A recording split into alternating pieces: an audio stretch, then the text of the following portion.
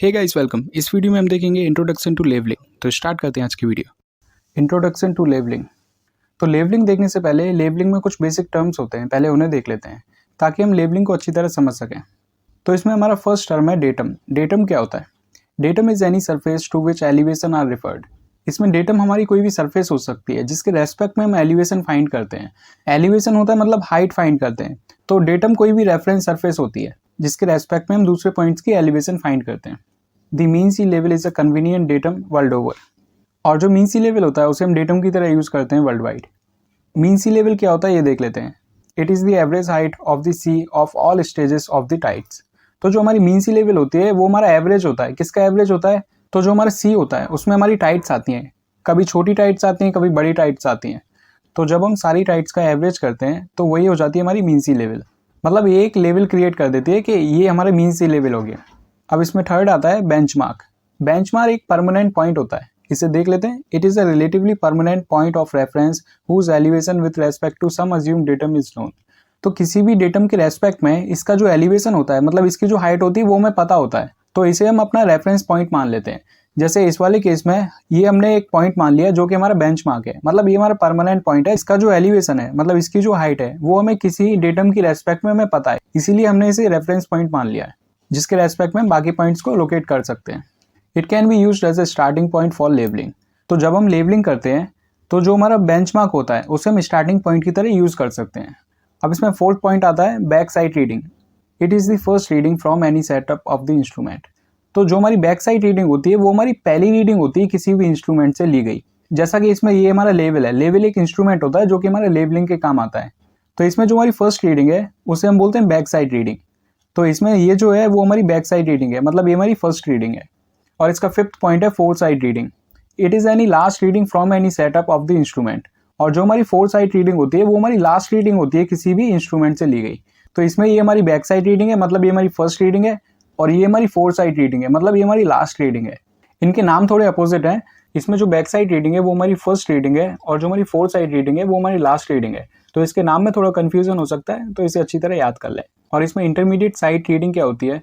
It is any other staff reading between the back side and fourth side in the same setup of instrument.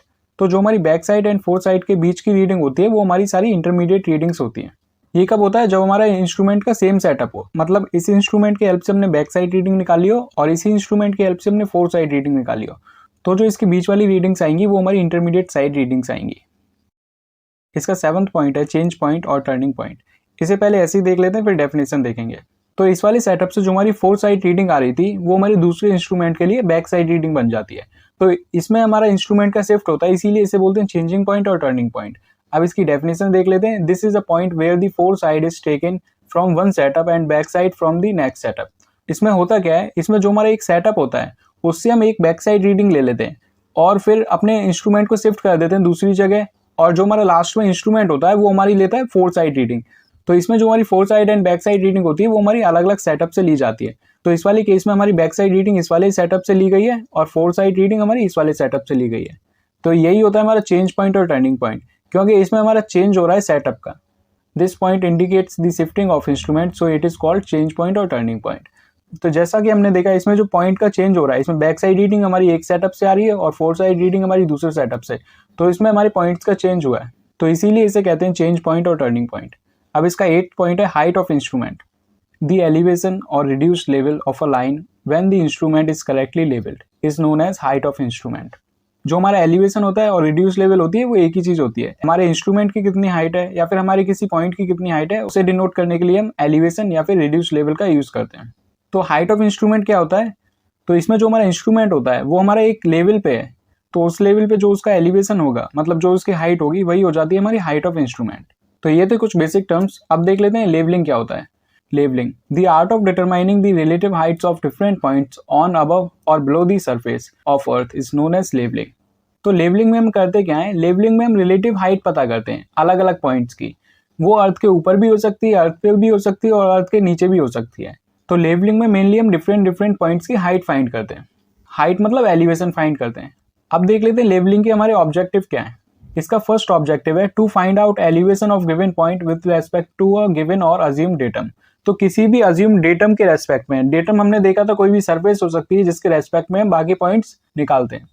तो जो हमारी levelling होती है वो हमारी किसी भी पॉइंट का एलिवेशन फाइंड करने में हेल्प करती है, किसकी रेस्पेक्ट में, किसी भी अज्यूम डेटम के रेस्पेक्ट में।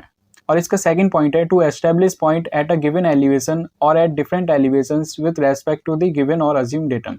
तो लेवलिंग हमें पॉइंट फाइंड करने में भी हेल्प करती है। अगर किसी एलिवेशन या किसी हाइट पे हमारा पॉइंट है किसी डेटम के रेस्पेक्ट में, तो ये हमें वो फाइंड करने में भी हेल्प करती है। तो लेवलिंग की हेल्प से हम अपना पॉइंट फिक्स कर सकते हैं किसी भी डेटम के रेस्पेक्ट में।